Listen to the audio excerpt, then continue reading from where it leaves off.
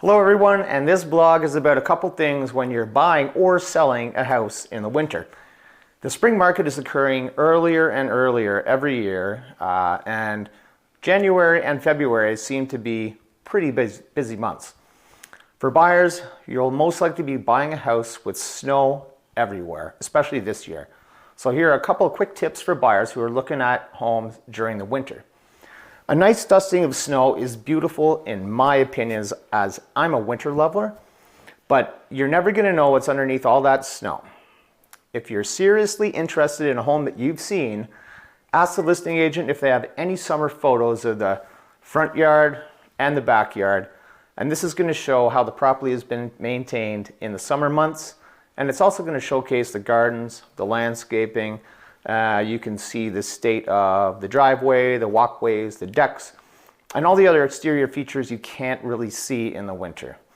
Because as a buyer, the last thing you want is to see all that snow melt and be surprised if the grounds need some serious work or there's other major crazy defects.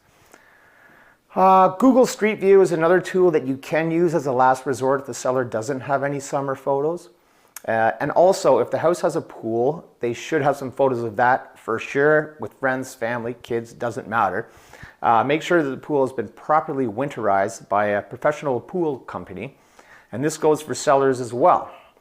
If you're selling a home and you're selling in the winter and normally close the pool yourself, I would recommend having a pool company come in to winterize and close the pool so you can provide a receipt for the buyers that has been closed by a professional pool company.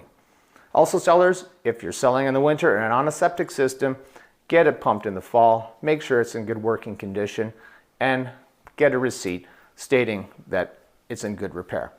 Because a buyer will most normally want it pumped before closing, and having a recent pump out receipt for the buyer and inspected is great, as nobody wants to chisel through permafrost, through the snow, to dig up the lids in the winter.